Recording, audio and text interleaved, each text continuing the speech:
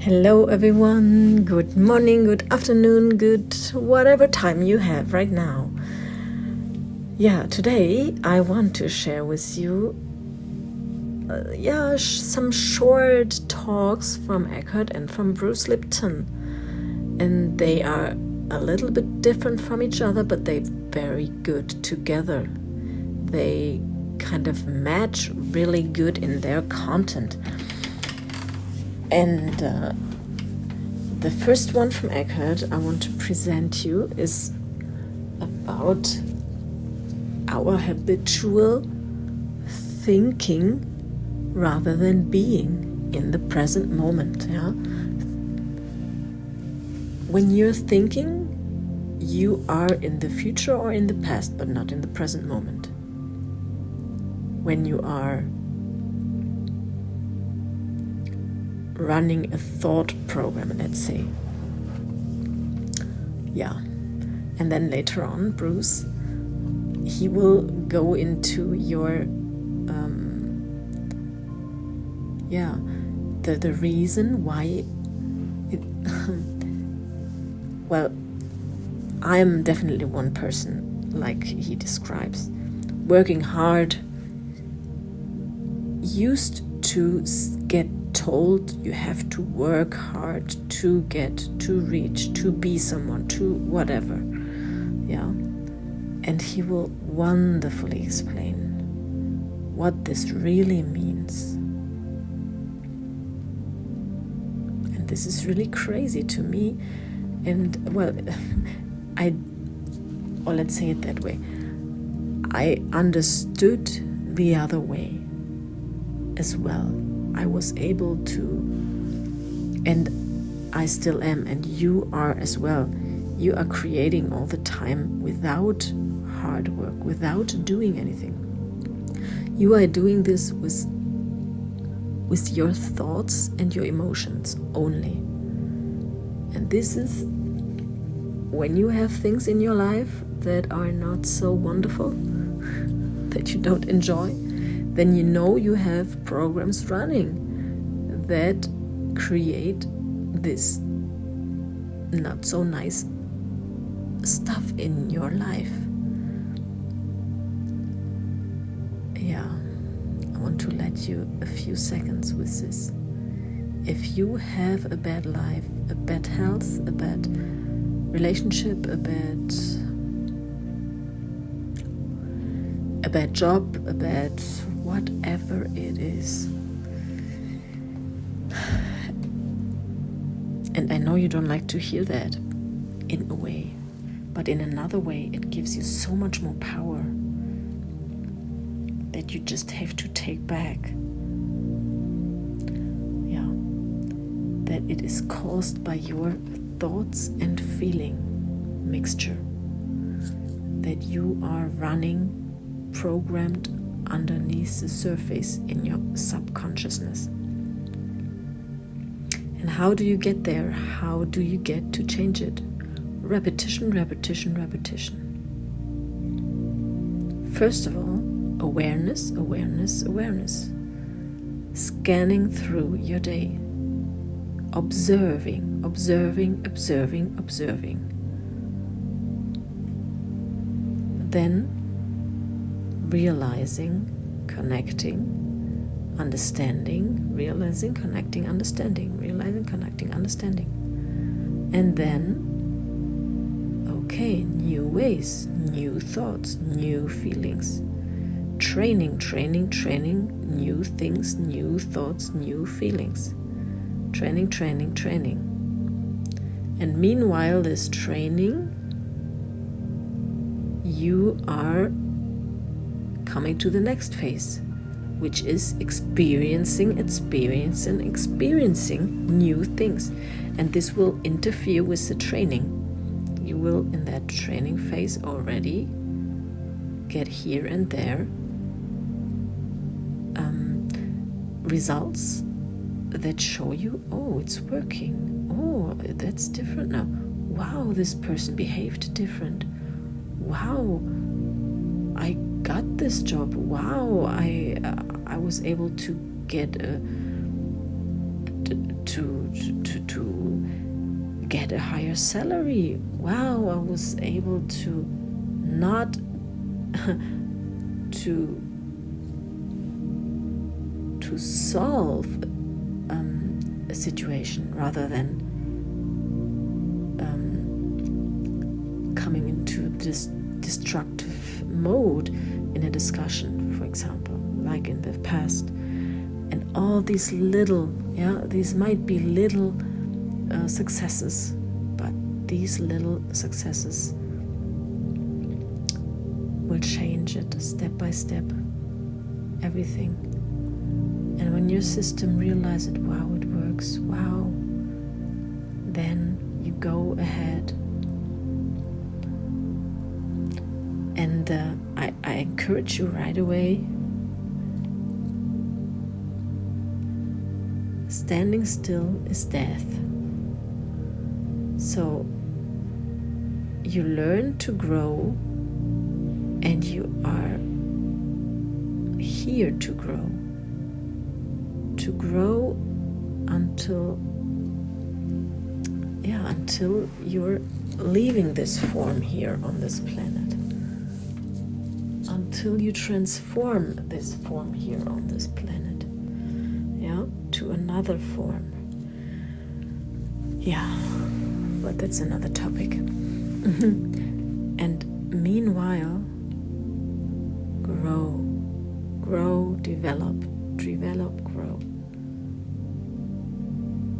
Stay conscious, stay curious, stay excited. This is all you have to do. And you will find your ways how you stay that way.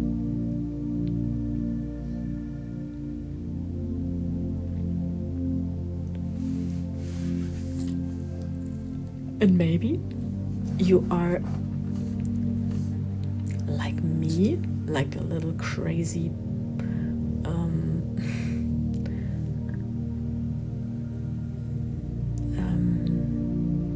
how do I say that? Like very, very thirsty for experiencing things. And then you are on your way. You are that person then that is on its way, and that people have to let go. From time to time you leave, you go on, you go ahead, you are in a spot and you do your thing there, and your influence, and you get influence, and you learn, and then you continue, then you go ahead, new period of time, new period of experiences. And maybe you are like that, and never ever make yourself wrong for that, just because our society tells you to stay where you are, to stay joyful where you are, to not change, to always stick to that job, that person, that house, that apartment, that whatever, and live there and stay there until you die. If you are not like that, it is just as okay as everyone else.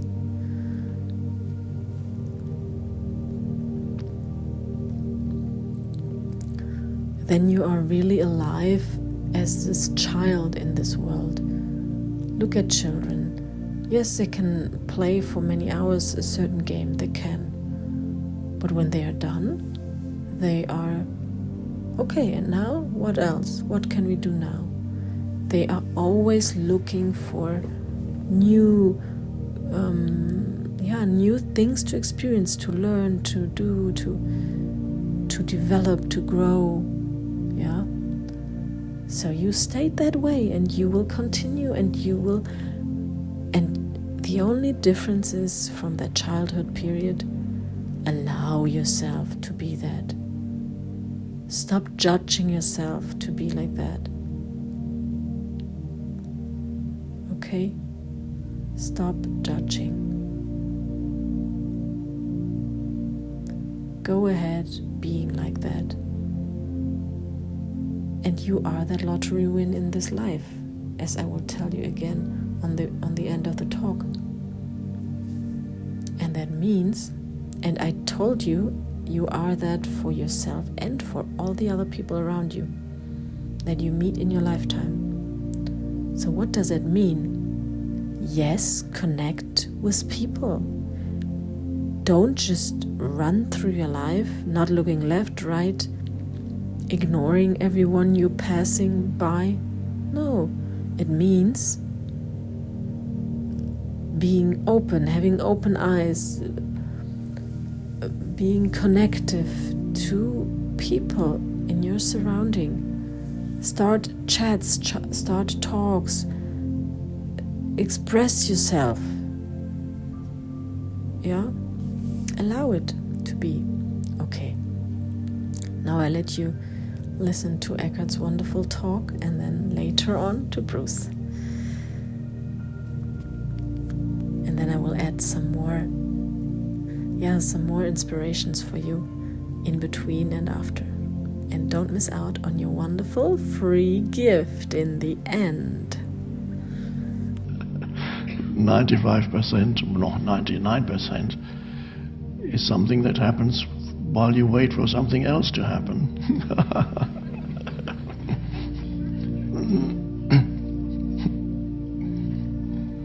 And it's an unconscious way to live. So, as I was folding up my clothes, and I realized how extremely pleasurable the activity is, and not because of the simple movements of putting it away, but there's an underlying stillness with it that goes with that, and so that as you notice that, as you do little things, in other words, 90-something% of your life, if you're aware not only of what you are doing, of course, yes, that's part of present moment awareness, is to give attention to what you're doing, so that the doing is not just a means to an end. The greatest fallacy and big dysfunction in people's lives is that almost all they're doing is a means to an end, that implies future, of course, is a means to an end, and unconsciously the end is regarded as more important than the means. But, of course, the end, which is in the future, is always in the future. The moment it comes, it's the present moment. But the mind pattern that has lodged itself firmly in people's minds is always that the next thing, and it's the thing that I really need to get to.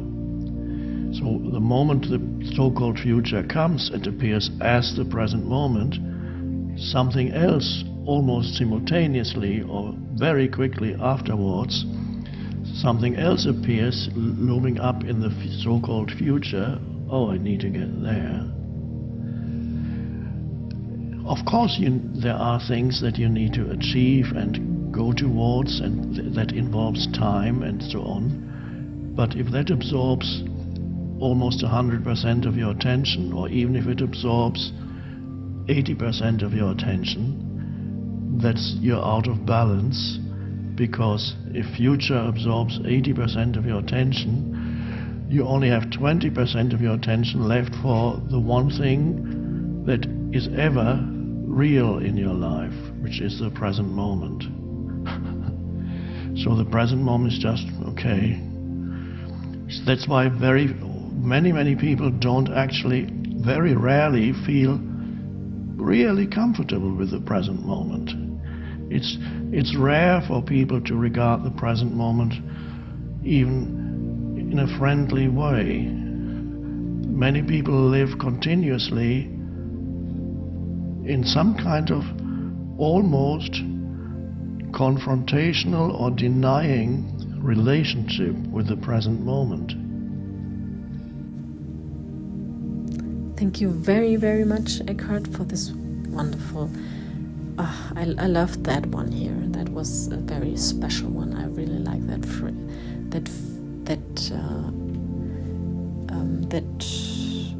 That talk. Let's say it was a longer talk, and I took that part of the talk. Let's say it that way. Yeah, I really like that because it's really going quite deep in detail about our thought system and being disconnected from the present moment. As he said, 20% are in the present moment and 80%, roughly. I would even say in my times, actually, since a few months, I'm quite often. I did not really do my exercise anymore of meditating, and what happened then? I got back into this thought trapped mode, and I really feel that. I know I feel it. I'm disconnected, and I'm like, oh, where's my connection? Where's my connection? I feel that I'm missing something, but I'm stuck in that thought process thing. And through Eckhart's talk, I really again understood very clearly that when you are stuck in these thoughts, you cannot be here. Then you are with all your focus in your head, in your brain, in your stories about something. But you are not able to consciously become aware of what is going on right now. What can you do right now? What is it that right now would be possible to activate, to do, to take an action? Yeah.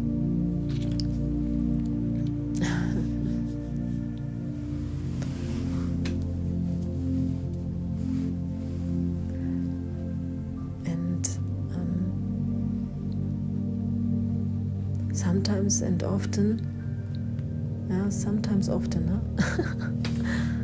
often, sometimes. A funny saying, No, what I wanted to say is, if you have children, they really make you aware of you being out of balance, of you being not in the present moment, being somewhere else with your mind, with your, Like, for example, today I had in the morning, my 6-year-old boy, he was tired. He didn't want to get up in the morning. And he was right away quite annoyed and showing his anger and his unwillingness to get up and dress himself and all this. And then it continued on the breakfast table, where he wanted an extra piece of bread, and I didn't agree on that because there was not so much time. And then he was the whole time completely annoyed and showing it very, very much. And if you are not aware as a parent in that moment, and you are somewhere else, it is so easy to not connect to your child in that moment, to stay disconnected. And then you are fighting against what is, because you want to be with your mind in a different state, in a different somewhere else, but not here right now. You don't want that, and that's just what's going on in your inner being. But then you can get really lost, not understanding, not realizing what is wrong here, what is going on. and becoming really angry and annoyed as well. But in the way of not accepting the state of the moment, the present moment with a child that is tired.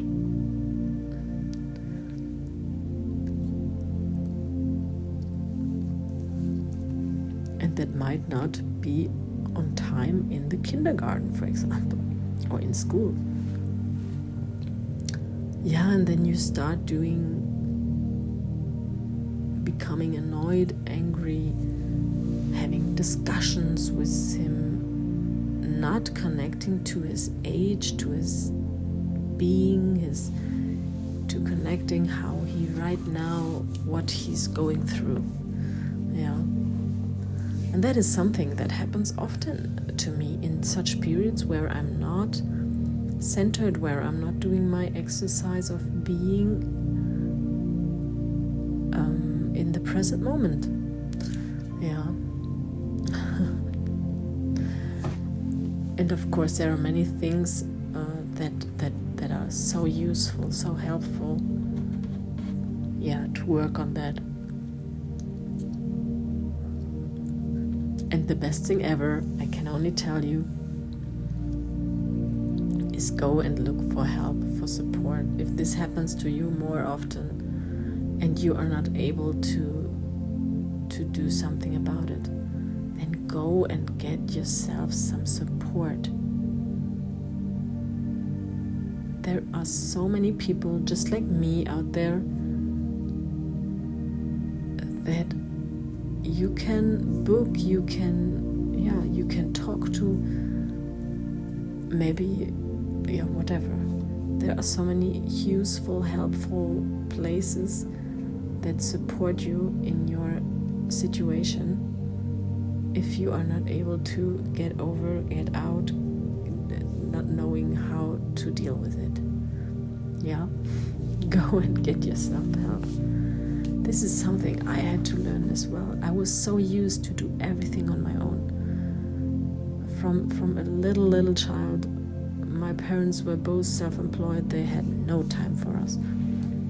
We were always on our own, and that made me really tough and achieving my life quite well, as I said, as you got to know me on my little introduction. But it made me also not thinking of asking for help. Yeah, I was always programmed asking for help is annoying. You're annoying people. Yeah, this is my program I had inside. So to take that out, I needed some effort, some training, some stepping over my comfort zone, stepping out of my comfort zone, going to people and asking them. And you don't know how wonderful it is when you then do that and there is a person saying, oh yes, of course, I would love to help you. I love helping. I love supporting. There are so many people out there that are happy when they can help, because helping is showing, oh, I am useful here. I have a use on this planet. Thank you very much for giving me a use. Yeah, giving me a reason to be here. That's when someone gets asked what happens to them. Think of your work, maybe. Maybe sometimes you're solving a problem for someone, and doesn't it make you really happy inside because you could help someone? Yeah, it does.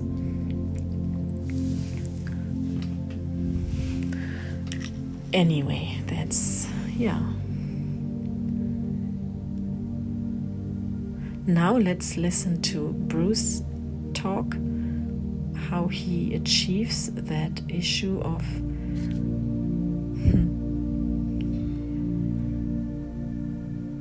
being so stuck in our programs from the younger years, and how to reach out, how to come out. Yeah. Be curious, stay curious, enjoy. And don't miss out your wonderful gift in the end. Anything you work hard at, anything you put a lot of effort into, anything you sweat over to make it happen, the question is, why are you working so hard? The answer is, your programs and your subconscious don't support that. When you're thinking, that's conscious mind, creative. I'm thinking. If your conscious mind is driving the vehicle, let's say you're controlling your nervous system, controlling your behavior, you got the hands on the wheel, you're driving the car with your wishes and desires. I want to go here, I'm going to go do that. And I say, great, wishes and desires. Let's say you're walking down the street, and then all of a sudden you have a thought.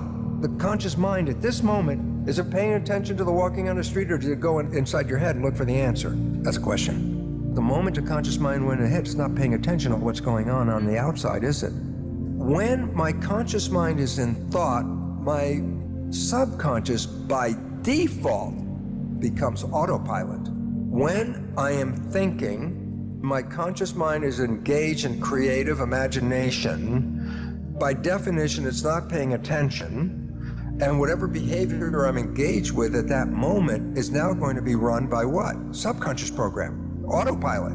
When you're thinking, autopilot, subconscious is in control. How much of the time are we thinking? The average person, 95% of the day has a thought going on, which means 95% of the behavior during that day is programmed and managed by the subconscious.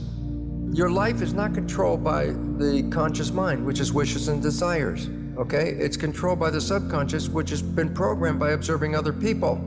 And then your life becomes an expression of their behavior. The programming of your subconscious started in the last trimester of pregnancy and was intense from year 0, 1, 2, 3, 4, 5, 6, and by 7 starts, the programming is less. So the first 7 years are programming, okay? And you say, but how do I know what the programs are? 95% of your life comes from the subconscious. Point? Your life is a printout of your subconscious programming. So you don't need to go back in your life to find out who did what to create the life that you have. All you have to do is look at the life you have, because it is an expression of your programs. The things that you like, that come into your life easily, are there because you have programs to encourage and support that. Anything you work hard at, anything you put a lot of effort into, anything you sweat over to make it happen, the question is, why are you working so hard? The answer is, your programs and your subconscious don't support that. What if, and this is not a what, it's a can do. What happens if I change or rewrite my subconscious? What if you took all the negative behaviors that are interfering with your life and rewrote them with very positive behaviors, with wishes and desires that are the same as the conscious mind, so that either the conscious mind or the subconscious mind are both operating from wishes and desires? Whether you're paying attention or not paying attention, you're still playing wishes and desires. And so in other words, you can have a honeymoon life the rest of your life every day. The only reason you lost the honeymoon is because you went back and got caught up in playing the old tapes and sacrificing and sabotaging yourself without even you seeing it, and the honeymoon ends. If you had rewritten the subconscious program so that they conform and aligned with your wishes and desires, then it wouldn't make any difference if you're thinking or not thinking. Your behavior in both situations would always lead you to the full happiness of the honeymoon experience as a way of life every day of your life. Yeah, now thank you very much, Bruce Lipton, for your wonderful talk and for all your scientific work you're doing to get all of us more informed about how we can understand ourselves, how we function, how we build our life inside and outside, why are things happening, and how we can change that. No matter what age we are, to change our habitual behavior in creating the life we are living. And for all of you out there who know that who realized in their lives, in your life, that some things that are not so joyful in your life have been repeating itself for a few times all over again. In a certain way, some of these things happen just again and again. Maybe the same strange experiences with partners. Yeah, maybe the same experiences with the workplace. You worked and you changed work, and then you got the same strange situations with your boss you had before and with the boss you have now, or another boss, or and maybe also relationships to other people, to friendships. Maybe it happens that things repeating themselves and you start questioning that it might be from outside happening. Maybe you're already realizing that no, it's not from outside, it's coming from the inside. It must be coming from inside if it's always repetitive. If it's like a tape repeating itself again, like Bruce just said, like the tape player that has been recorded in the first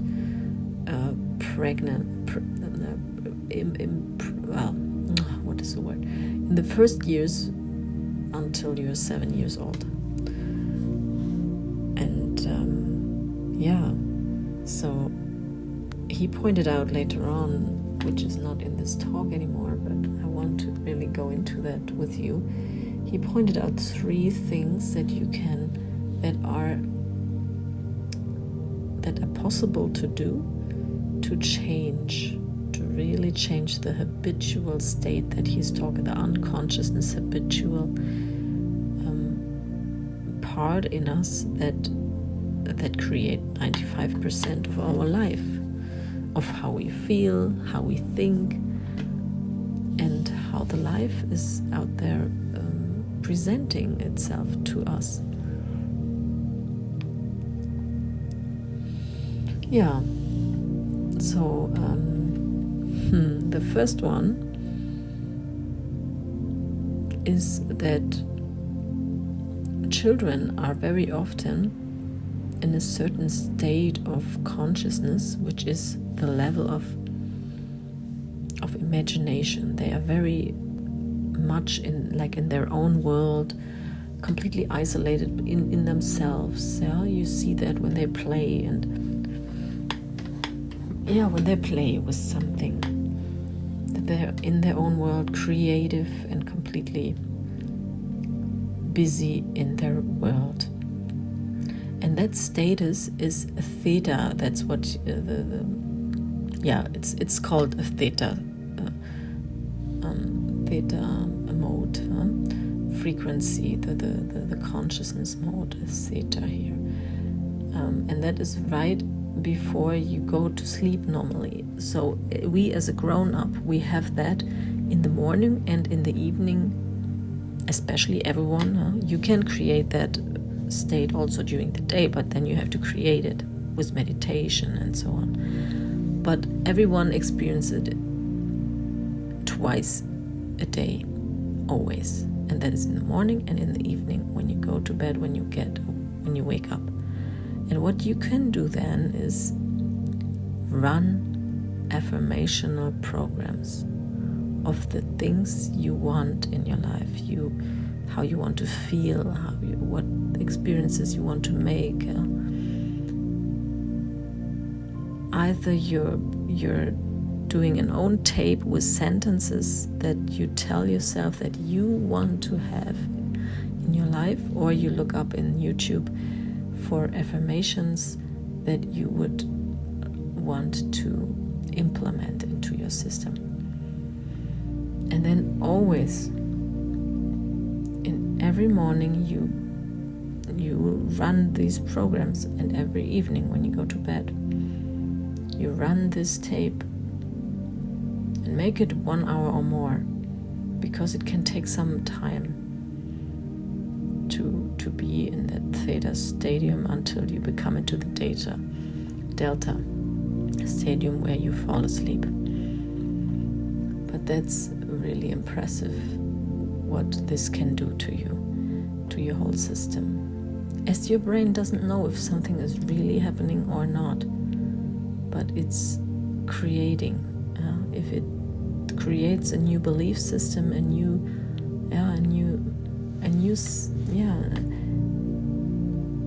behaviors, new information in subconsciousness, you can start acting differently, and then you pull different things in your life. That is one thing. And the second thing is repetition. Doing this every morning, every evening, for at least 60 days. And repetition here means not just on this task. Repetition means also on behaviors, on observing yourself, on doing things in different ways, and staying aware and conscious repetitively, not just now or for 5 minutes. Do it again and again, and listen to talks and read books that make you feel good, that make you really, well, maybe you have an audible, you have the chance to hear, to read books in the way that you hear them on your ears, that someone is reading the book for you, and then you can hear and listen, or you go ahead, you buy yourself some very good books about personal growth, and don't just read them once. Repeat it, read it through, restart again, read it again, repetition. Do something, maybe 5 minutes sport in the morning. Do it every morning, every morning. And even if it's just 5 minutes, getting up earlier, doing some sports. Okay. Another thing, maybe you want to write a book, then take some time. Say, okay, I want to write it. I will take 10 minutes a day to write on my book. 10 minutes every day at the same time, in the morning or in the evening. You will know when it's the best time. These kind of things. Repetition, constantly repetition. In small steps, make the steps as small as you would like, to really stick to it for long. For at least 60 days. Okay? And the third thing, the last, but the third, is the method that Bruce got to know in his years where he wanted to transform, which is called Psyche system. It's a mixture of hypnosis, trance, and frequency healing, and belief system healing. And it, like in 5 to 10 minutes, you can change the whole belief that was that you had implemented and accelerated, amplified, that you have amplified the last years, all of your life.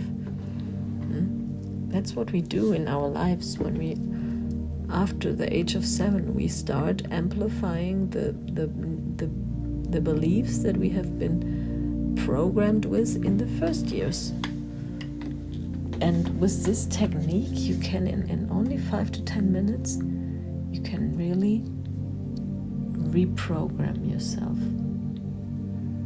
That is a very wonderful thing to know.